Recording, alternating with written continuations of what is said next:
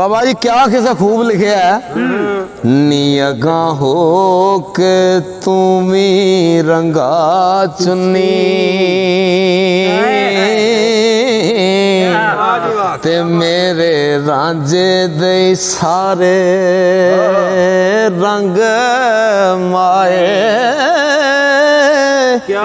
ओ जेड़ा रांझे तो पहला सी बुत खाना ते बैतुल्ला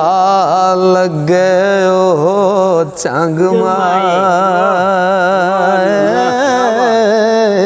ओ वेख वांग शबीर दे हेठ खंजर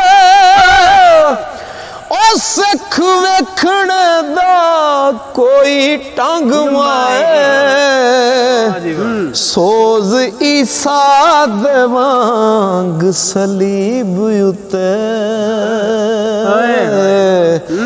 रांझा रांझा कूके अंग अंग माए